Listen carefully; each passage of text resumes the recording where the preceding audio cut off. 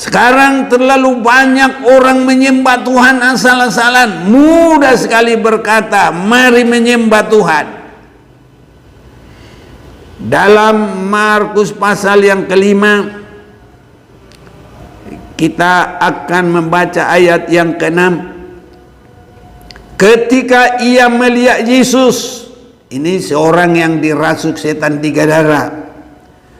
Jadi ketika orang yang dirasuk setan 3 darah itu melihat Yesus, ini saya artikan begitu biar gampang, dari jauh berlarilah ia mendapatkannya lalu menyembahnya.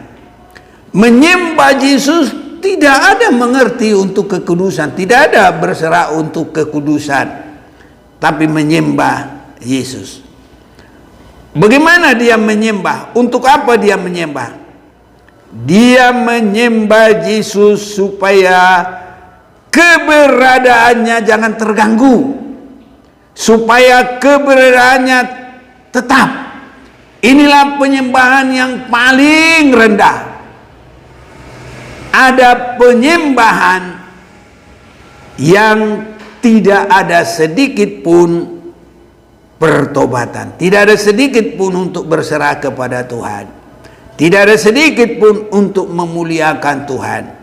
Tapi kalau kita lihat di sini, ya, justru dia supaya tidak diganggu dalam keberadaannya, dalam penguasaan roh setan itu. Ayat yang ke-7. Dan dengan keras ia berteriak, apa urusanmu dengan aku, hai Yesus, anak Allah yang maha tinggi? Demi Allah, jangan siksa aku. Ya, jadi maksudnya penyembahan itu supaya dia tetap dalam kerajaan setan, supaya dia tetap dalam kerajaan iblis. Nah, ini yang sangat berbahaya. Salam di dalam kasih Tuhan kita Yesus Kristus. Kita akan membaca firman Tuhan. Sangat penting kita harus semakin mengerti penyembahan yang dikehendaki oleh Tuhan. Banyak sekali kata menyembah Tuhan dalam perkataan orang-orang Kristen, tetapi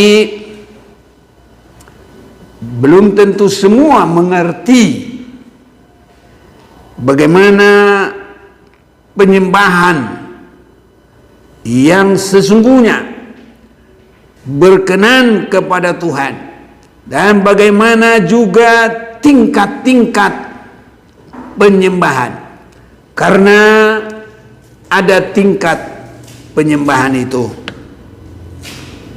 Saya akan mau ajak kita membaca dulu Matius pasal yang ke-28 ayat yang ke-9. Tiba-tiba Yesus berjumpa dengan mereka dan berkata, salam bagimu. Mereka mendekatinya dan memeluk kakinya serta menyembahnya. Jadi kita lihat Yesus disembah oleh para murid-muridnya, dan Yesus yang mereka sembah di sini adalah Yesus yang sudah menyelesaikan pekerjaannya, mengalahkan iblis, membayar kuasa dosa, menyelesaikan, mengalahkan maut, dan mengambil kunci maut. Yesus bangkit. Nah, jadi Yesus yang bangkit itulah yang mereka sembah. Petrus dalam penyembahannya dia sangat mengalami tingkatan penyembahan ini. Dalam Lukas pasal yang kelima, Petrus juga pernah tersungkur kepada Tuhan. Itu juga arti tersungkur menyembah, sama juga nanti kita lihat penyembahan di sorga. Di dalam Lukas pasal yang kelima ayat 8, ketika Simon Petrus melihat hal itu, ia pun tersungkur di depan Yesus dan berkata, "Tuhan, pergilah daripadaku karena aku ini seorang berdosa." Ada dua hal yang kita perhatikan di sini. Yesus yang disembah oleh Petrus adalah Yesus yang belum menyelesaikan pekerjaannya, belum mati dan bangkit. Inilah yang disembah oleh Petrus. Dan bagi Petrus juga belum mengalami peningkatan hidup dari pengakuannya, "Pergilah daripadaku karena aku ini seorang berdosa." Dan juga Petrus menyembah Tuhan dalam keadaan Petrus yang belum siap menyembah Tuhan yang sudah bangkit, mati dan bangkit. Jadi Petrus menyembah Tuhan sewaktu Petrus masih banyak kekurangan, belum masuk dalam keimanan sepenuh. Buktinya nanti dia masih bisa menyangkal Yesus. Nah ini, jadi kalau Petrus yang menyembah Tuhan sesudah Yesus menyelesaikan pekerjaannya, mati dan bangkit, dia tidak menyangkal lagi, malah dia berani. Sampai di dalam sejarah gereja berkata, "Biarlah aku mati kalau Yesus tersalib dengan kepala ke atas, saya siap kepala ke bawah." Itu setelah Yesus mati dan bangkit. Jadi di dalam Lukas pasal 5 ini, Petrus menyembah Yesus yang belum mati dan bangkit, dan Petrus menyembah Yesus masih di dalam kerohanian yang belum bertumbuh, belum berkembang. Inilah yang terlalu banyak sekarang penyembahan-penyembahan. Mudah sekali orang menyembah, tapi masih di dalam banyak kekurangan, masih di dalam banyak kelemahan. Mudah sekali orang menyembah Tuhan, belum periksa diri, belum minta ampun sungguh-sungguh, belum mengalami pertobatan.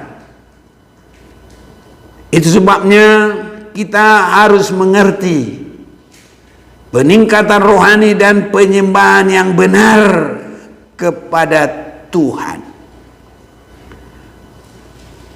Bahkan kalau kita mau perhatikan satu lagi, ada lagi penyembahan sama sekali yang bukan untuk hormat kemuliaan bagi Tuhan.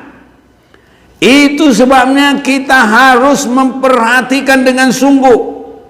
Jangan sampai menyembah Tuhan asal-asalan. Sekarang terlalu banyak orang menyembah Tuhan asal-asalan. Mudah sekali berkata, "Mari menyembah Tuhan." Dalam Markus pasal yang kelima, kita akan membaca ayat yang ke-6.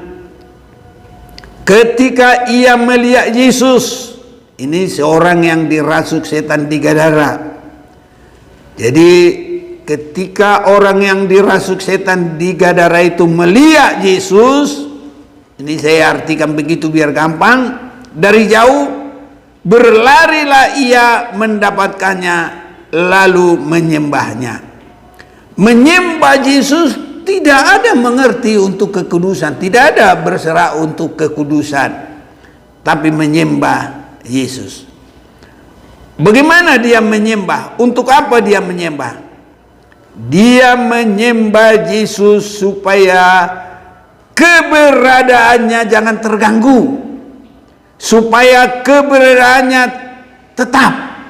Inilah penyembahan yang paling rendah. Ada penyembahan yang tidak ada sedikit pun pertobatan, tidak ada sedikit pun untuk berserah kepada Tuhan, tidak ada sedikit pun untuk memuliakan Tuhan. Tapi kalau kita lihat di sini, ya justru dia supaya tidak diganggu dalam keberadaannya, dalam penguasaan roh setan itu. Ayat yang ke-7, dan dengan keras ia berteriak, apa urusanmu dengan aku, hai Yesus anak Allah yang maha tinggi? Demi Allah jangan siksa aku. Ya, jadi maksudnya penyembahan itu supaya dia tetap dalam kerajaan setan, supaya dia tetap dalam kerajaan iblis. Nah, ini yang sangat berbahaya. Ini gambarannya juga adalah orang di dalam dosanya, dia ingin tetap di situ tapi menyembah. Ada juga disebut pelayanannya. Jadi pelayanan orang yang tidak ada sedikit pun dalam rindu pengudusan, tidak ada sedikit pun mau keluar dari penguasaan setan, penguasaan iblis, tapi menyembah. Ini sangat tidak benar. Jadi dia menyembah itu supaya Yesus jangan mengganggu dia, supaya dia tetap dalam penguasaan setan, penguasaan iblis, supaya dia tetap anggota dari iblis. Jadi dalam penguasaan iblis berarti hidup di dalam segala dosa, segala kenajisan.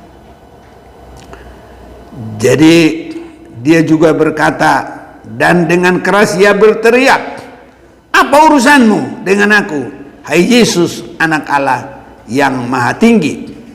Demi Allah jangan siksa aku. Jadi ini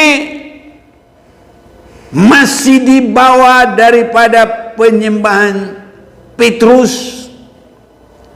Waktu Petrus berhasil karena firman Tuhan untuk mendapatkan ikan, dan kalau sudah berhasil, inilah penyembahan dari Petrus.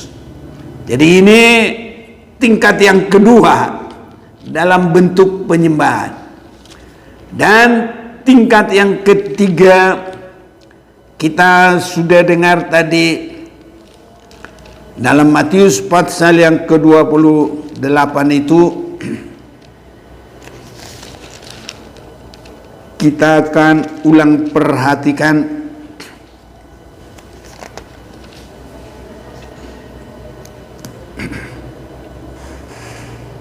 tiba-tiba Yesus berjumpa dengan mereka dan berkata, salam bagimu.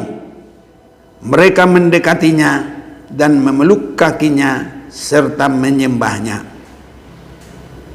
Ini penyembahan ini sudah semakin sedikit yang bisa melaksanakan ini, karena menyembah Yesus yang sudah mati dan bangkit, Yesus yang sudah menang, Yesus yang sudah mengalahkan maut, Yesus yang sudah selesai membayar hutang-hutang dosa manusia. Yesus yang sudah mengambil kunci maut. Itu dalam Wahyu pasal 1 ayat 18, tapi kita tidak akan baca. Yesus yang sudah mengalahkan maut. Dia mengalahkan maut, mengalahkan iblis, membayar dosa dan mengambil kunci maut. Di saat seperti itulah murid-muridnya menyembah dia. Saudara-saudaraku, bentuk kerohanian juga sudah bentuk kerohanian yang semakin dewasa.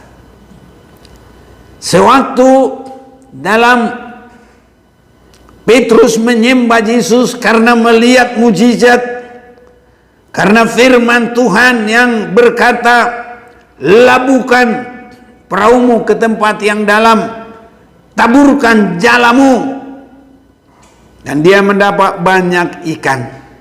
Tapi kerohaniannya masih, dia juga mengaku, aku orang yang berdosa ini. Dan juga kerohaniannya belum kuat, belum mantap. Sewaktu Yesus akan disalibkan, kalau Yesus sudah ditangkap, ada perempuan berkata, ini salah satu muridnya. Dan dia menyangkal sampai 3 kali. Itulah kerohaniannya pada saat itu. Dan kalau Yesus memberitahukan sengsaranya, maka Petrus berkata, Tuhan, jangan terjadi itu kepadamu. Yesus harus berkata bahwa itu adalah pekerjaan iblis. Hai iblis, pergilah ke belakangku. Jadi penyembahan di sini, apa yang kita sudah baca tadi dalam Matius 28 ayat 9 itu. Tiba-tiba Yesus berjumpa dengan mereka dan berkata, salam bagimu. Dan ini juga, salam ini adalah salam kemenangan, saudara-saudaraku. Ya, salam sudah mengalahkan iblis, salam sudah mengalahkan maut, salam sudah membayar dosa, salam sudah mengambil kunci maut. Ini saudara-saudaraku. Jadi penyembahan mereka juga bukan lagi penyembahan biasa. Dan pada saat mereka menyembah ini, inilah start dari murid-muridnya. Mereka ditinggalkan oleh Yesus dan mereka semua berpencar. Mereka sudah di dalam kekokohan. Kiranya ini boleh terjadi bagi kita dan bagi semua umat Tuhan. Biarpun mereka mengalami penderitaan, sehingga ada disebut yang dimasukkan di dalam penggorengan, dimasukkan di kayu dan digergaji. Ada yang dibuang, diasingkan. Dan menurut sejarah gereja ada yang disalibkan. Bahkan Petrus rela disalibkan kepala ke bawah. Jadi mereka tidak khawatir lagi, saudaraku. Kalau kita menyembah Tuhan, biar ini boleh terjadi, tidak ada kekhawatiran, tidak ada ketakutan, apapun yang terjadi. Kiranya Tuhan tolong kita boleh sampai dalam penyembahan, menyembah Yesus yang sudah mati, tapi sudah menang, sudah bangkit. Ini saudara-saudaraku yang kekasih. Jadi sesudah itu kita akan perhatikan Yesus naik ke surga. Saya akan mengajak kita membaca Kisah Rasul pasal yang pertama, ayat yang ke-9. Kisah Rasul pasal yang pertama ayat 9. Sesudah ia mengatakan demikian, terangkatlah ia disaksikan oleh mereka, dan awan menutupnya dari pandangan mereka. Ini Yesus naik ke surga, dan nanti untuk terjadinya penyembahan yang terakhir. Ini saudaraku, tadi kita sudah lihat 3 macam penyembahan. Penyembahan yang sama sekali tidak ada sedikit pun pertobatan dan memuliakan Tuhan. Penyembahan Petrus yang mengalami karena mendapat perkara berkat jasmani. Dan yang ketiga adalah penyembahan menyembah Yesus yang sudah menang, yang sudah mati dan bangkit. Dan ini Yesus naik ke surga, terangkat, disaksikan oleh mereka, dan awan menutupnya dari pandangan mereka. Ini bisa terjadi karena kealahan daripada Yesus itu sudah dipulihkan. Yesus sudah masuk dalam kealahannya yang sempurna, sehingga tidak ada lagi tarikan gravitasi bumi bagi dia. Dia bisa naik ke surga. Ini saudara-saudaraku, dan dia sudah menyelesaikan pekerjaannya di dalam kemanusiaannya itu. Jadi Yesus datang ke dunia hanya untuk melaksanakan pekerjaan Bapanya. Itu sebabnya Yesus berkata di dalam Yohanes pasal 6 ayat 38, aku datang ke dunia ini hanya untuk melakukan kehendak Bapa-Ku. Apa kehendak Bapa? Karena demikian Allah memberikan anaknya satu-satunya, supaya barang siapa yang percaya kepadanya tidak binasa. Proses keselamatan.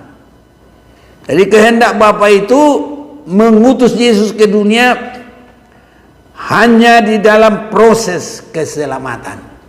Dan untuk proses keselamatan itu, Yesus harus meninggalkan kealahannya.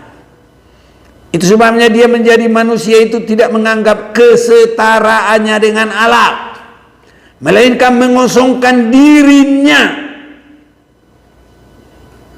Dan itulah caranya dia boleh masuk ke dalam maut, mengalahkan maut. Itulah caranya boleh masuk ke dalam maut, mengambil kunci maut. Kalau dia di dalam Allah sepenuh, nggak bisa masuk ke sana, dan maut itu akan lari terus. Inilah yang tidak masuk akal banyak orang, dan ini yang menjadikan banyak orang mengolok. Masa Tuhan mati? Ya memang Yesus sudah meninggalkan kealahannya. Tapi dia karena firman yang menjadi manusia beda dengan gennya Adam yang terbuat dari tanah. Yesus kalau kita lihat dalam firman Tuhan, apa yang dikatakan oleh malaikat kepada Maria, kita boleh baca sebentar di dalam Lukas pasal yang pertama. Kita akan melihat dalam mulai ayat 26 pemberitahuan tentang kelahiran Yesus.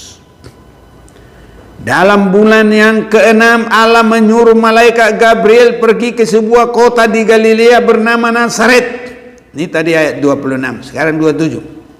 Kepada seorang perawan yang bertunangan dengan seorang bernama Yusuf dari keluarga Daud. Nama perawan itu Maria. Ketika malaikat itu masuk ke rumah Maria, ia berkata, salam hai engkau yang dikaruniai, Tuhan menyertai engkau. Maria terkejut mendengar perkataan itu, lalu berkata di dalam hatinya, apakah arti salam ini? Kata malaikat itu kepadanya, jangan takut hai Maria, sebab engkau beroleh kasih karunia di hadapan Allah. Sesungguhnya engkau akan mengandung dan akan melahirkan seorang anak laki-laki, dan hendaklah engkau menamai dia Yesus. Ia akan menjadi besar dan akan disebut anak Allah yang maha tinggi, dan Tuhan Allah akan mengaruniakan kepadanya tahta Daud bapa leluhurnya, dan ia akan menjadi raja atas kaum keturunan Yakub sampai selama-lamanya. Kerajaannya tidak akan berkesudahan. Kata Maria kepada malaikat itu, bagaimana hal itu mungkin terjadi karena aku belum bersuami? Jawab malaikat itu kepadanya, Roh Kudus akan turun atasmu, dan kuasa Allah yang maha tinggi akan menaungi engkau. Sebab itu anak yang akan kau lahirkan itu akan disebut kudus, anak Allah. Dan ayat selanjutnya, dan sesungguhnya Elisabet sanakmu itu, ia pun sedang mengandung seorang anak laki-laki pada hari tuanya, dan inilah bulan yang ke-6 bagi dia yang disebut mandul itu. Sebab bagi Allah tidak ada yang mustahil. Kata Maria, sesungguhnya aku ini adalah hamba Tuhan, jadilah padaku menurut perkataanmu itu. Lalu malaikat itu meninggalkan dia. Jadi kita sudah mendengar namanya sudah dititipkan dari surga Yesus, dan dia akan menyelamatkan umatnya dari dosa-dosa, saudara-saudaraku yang kekasih. Dan inilah jalur kemanusiaan Yesus. Kalau Yesus berkata, tidak menganggap kesetaraannya itu ya dengan Allah, tapi mengambil rupa manusia, dan jalannya adalah proses dilahirkan oleh seorang perempuan perawan. Dan supaya itu boleh terjadi, sama juga yang akan dilahirkan itu juga hanya melakukan kehendak Bapaknya dalam Yohanes 6 ayat 38. Dan Maria juga hanya melakukan yang difirmankan kepadanya, sehingga dia berkata, ayat 38 Lukas 1 itu, kata Maria, sesungguhnya aku ini adalah hamba Tuhan, jadilah padaku menurut perkataanmu itu. Lalu malaikat itu meninggalkan dia. Jadi hamba Tuhan, pelaku firman Tuhan. Orang yang bisa menyembah Yesus juga di dalam yang sudah masuk dalam kemuliaannya, itu hanya hamba Tuhan. Kalau setan bisa menyembah tapi bukan dalam kemuliaan Tuhan. Nah, Petrus juga berhasil dalam jasmani ini, tapi penyembahannya belum menyembah Tuhan yang sudah bangkit. Tapi kalau Petrus sudah menjadi hamba Tuhan, pelaku kehendak Tuhan, tidak menyangkal, tidak menolak firman Tuhan, dia terima semua, baru dia bisa menyembah Tuhan yang sudah mati dan bangkit. Jadi pekerjaan Yesus itu adalah masuk dalam maut, mengalahkan maut, mengambil kunci maut, mengalahkan iblis, sekaligus untuk membayar dosa. Yesus yang mau naik ke surga sudah menyelesaikan pekerjaannya. Itu sebabnya Kisah Rasul 1 ayat 9 tadi, sesudah ia mengatakan demikian, terangkatlah ia disaksikan oleh mereka, dan awan menutupnya dari pandangan mereka. Tidak ada manusia yang bisa begitu kalau tidak ada yang mengangkat. Tapi kalau Yesus, dia terangkat sendiri. Ya, itu sebabnya kita baca dengan jelas, sesudah ia mengatakan demikian, terangkatlah ia disaksikan oleh mereka. Terangkat, saudara-saudaraku. Kita suatu waktu boleh terangkat kalau Tuhan yang mengangkat kita. Kalau Tuhan memberikan kepada kita sayap-sayap untuk bisa terbang. Tapi kalau Yesus karena dia Tuhan, gak usah harus ya diberi sesuatu kepadanya. Tetapi di dalam kebangkitannya, Yesus telah dipulihkan kepada posisi awal. Sewaktu dia meninggalkan kealahannya itu, Allah Bapa memulihkan itu dalam kebangkitannya. Tapi kita baca juga Kisah Rasul 2 ayat 36. Jadi seluruh kaum Israel harus tahu dengan pasti bahwa Allah telah membuat Yesus yang kamu salibkan itu menjadi Tuhan dan Kristus. Ini Yesus telah menyelesaikan pekerjaannya, dia sudah bangkit dan dia untuk naik dan untuk duduk di sebelah kanan Bapa di sorga. Itu sebabnya kalau Maria akan memegang dia, di dalam kita akan baca sebentar. Jadi tidak lagi sembarang untuk memegang dia, saudara-saudaraku, karena beda sebelum dia mati tersalib dan sesudah dia bangkit untuk naik ke surga. Saya akan baca bagi kita di dalam Yohanes pasal yang ke-21. Dalam Yohanes pasal ke-21, di situ kalau kita boleh memperhatikan, atau ya kita baca dalam Matius tadi ya, baik di dalam Injil Matius tadi, Injil Matius pasal yang ke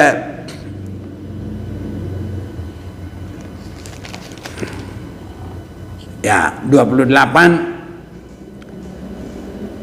Saya bacakan ayat 5. Akan tetapi malaikat itu berkata kepada perempuan-perempuan itu, janganlah kamu takut, sebab aku tahu bahwa kamu mencari Yesus yang disalibkan. Nah, saudara-saudaraku, kita boleh memperhatikan di sini, kalau mereka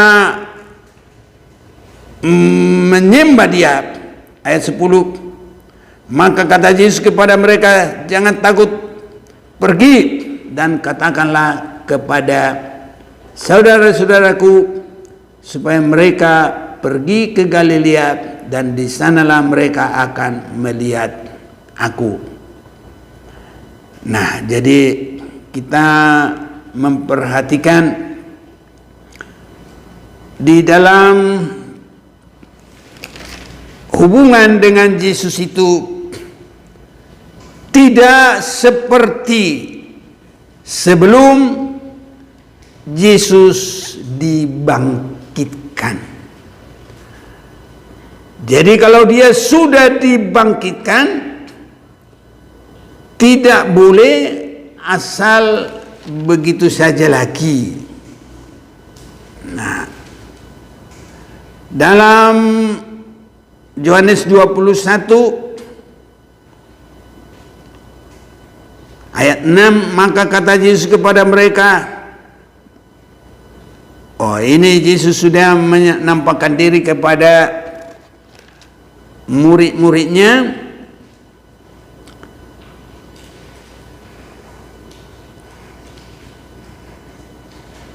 Dalam pasal yang ke-20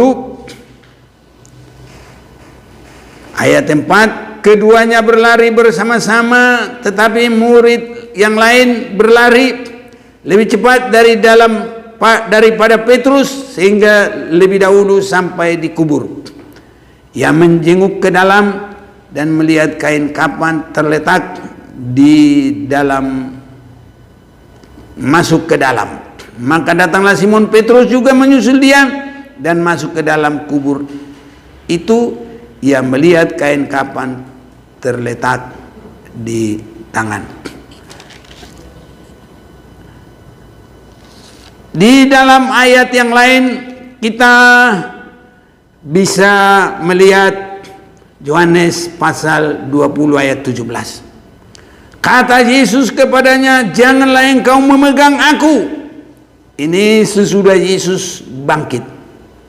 Sebab aku belum pergi kepada Bapa, tetapi pergilah kepada saudara-saudaraku dan katakanlah kepada mereka bahwa sekarang aku akan pergi kepada Bapakku dan Bapamu, kepada Allahku dan Allahmu. Inilah saudaraku kata yang terakhir untuk dia boleh naik ke sorga. Jadi tidak sembarang lagi boleh memegang, karena Yesus sudah kembali kepada kealahannya. Ini saudara-saudaraku diajarkan oleh firman Tuhan ini. Jadi Yesus sudah selesai mengerjakan pekerjaannya dan dia naik ke sebelah Allah Bapa.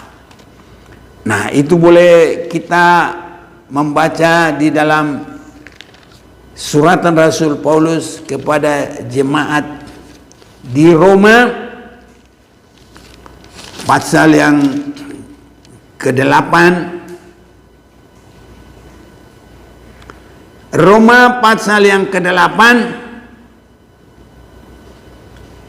Kristus Yesus yang telah mati, ini ayat 34. Bahkan lebih lagi yang telah bangkit, yang juga duduk di sebelah kanan Allah, yang malah menjadi pembela bagi kita.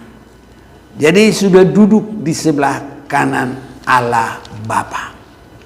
Saudaraku, dalam posisi ini Yesus sudah di dalam semua kemuliaannya, semua kealahannya. Maka terjadi lagi penyembahan, saudara-saudaraku.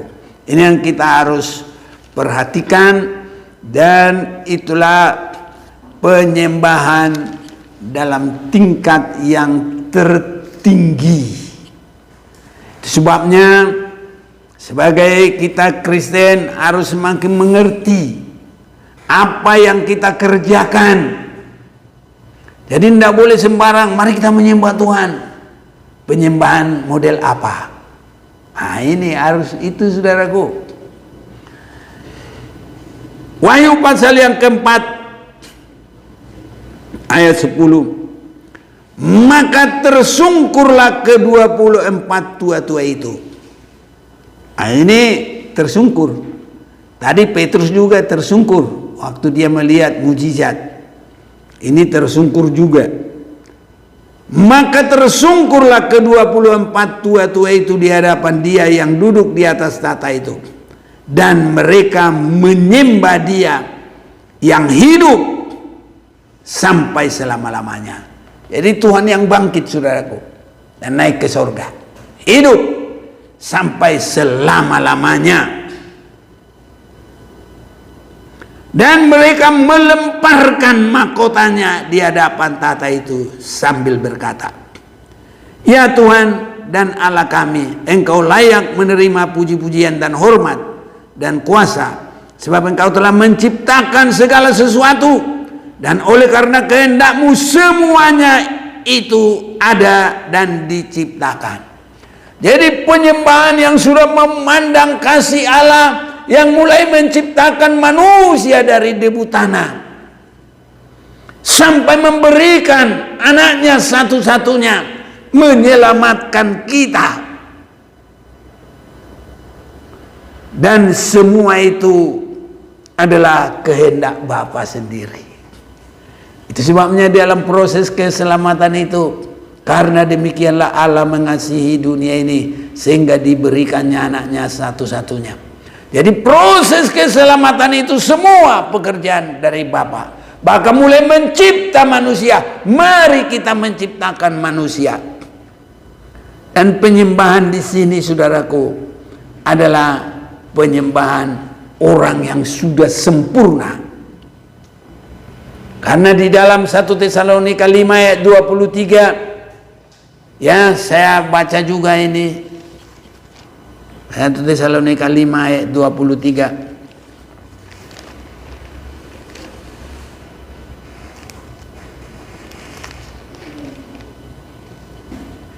Semoga Allah damai sejahtera menguduskan kamu seluruhnya, dan semoga roh, jiwa, dan tubuhmu terpelihara sempurna dengan tak bercacat pada kedatangan Yesus Kristus Tuhan kita. Jadi mulai daripada kedatangan Yesus itu sudah tidak bercacat celah, dan untuk masuk ke Yerusalem baru tidak ada noda, tidak ada dosa sedikit pun, sudah terkoreksi. Sebabnya kalau ada orang berkata aku dibawa ke surga, Tuhan tidak akan mau berbuat begitu. Dilihat dulu manusianya itu sudah hidup dalam kesempurnaan. Lah ini pertobatan aja belum tahu, dia bilang dia sudah jalan-jalan ke surga. Heran juga. Jadi tidak sesuai dengan Alkitab. Banyak orang tidak mengerti.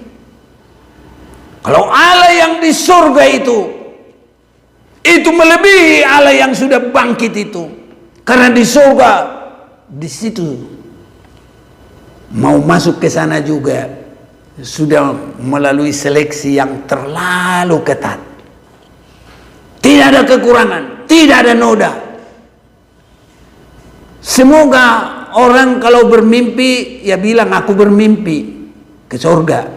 Tapi kalau bilang jalan-jalan itu bisa menjadi dosa. Tidak ada artinya buat dia, tapi berbuat dosa. Buat apa?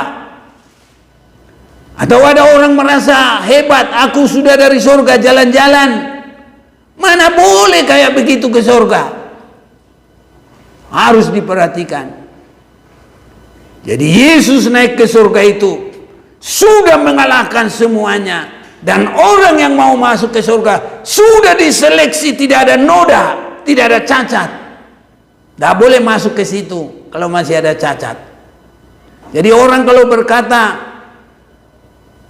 aku dari surga tapi masih ada cacatnya, berarti itu bikin Tuhan sudah berlawanan dalam pekerjaannya. Boleh orang masuk yang belum sempurna,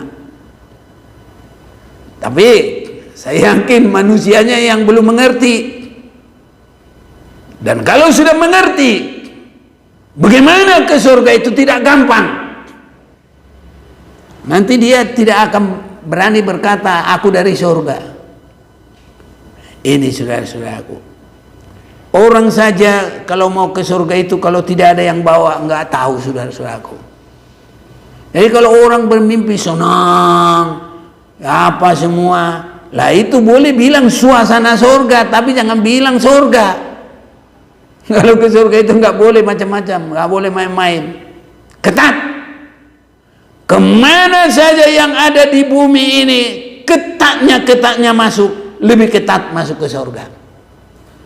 Kalau kita mau masuk ke tempatnya ya tentara-tentara, kita asal masuk situ, nggak boleh. Bisa-bisa pulang nggak boleh lagi, karena nanti membocorkan rahasia. Nggak boleh asal masuk. Apalagi ke surga, nggak boleh asal-asalan. Tapi kalau tidak mengerti, biarpun dia pendeta, biarpun dia anggota jemaat, bilang saja dia ke surga. Jadi penyembahan di surga itu adalah orang-orang yang menang, yang sudah tidak ada cacat celah, yang sudah melalui seleksi, boleh masuk di sana. Dan kalau mereka menyembah, semua untuk hormat kemuliaan Tuhan. Bahkan mahkota-mahkota mereka dilempar. Artinya apapun keberhasilan manusia, mereka tidak menganggap karena kemuliaan Tuhan itu luar biasa. Inilah sekarang semakin mendorong kita menyembah supaya kita lebih mengerti dan untuk lebih ditingkatkan penyembah-penyembah yang benar di hadapan Tuhan. Iblis juga menetapkan suasana kerajaannya, dia menyembah juga, tapi itu namanya pura-pura. Petrus juga menyembah, tapi hanya karena dia mendapat rezeki berkat di dunia ini. Dan sekali lagi semua murid-murid itu kelompok menyembah Tuhan setelah Yesus bangkit dari kematian, mengalahkan iblis, membayar dosa. Biar ini penyembahan kita, saudara-saudaraku, dan nanti kalau kita ke surga, dan di situ kita menyembah lagi penyembahan yang keempat, menyembah Allah di tatanya. Dan saat ini biar kita semakin meningkat menyembah Tuhan. Mari kita mau datang menyembah Tuhan.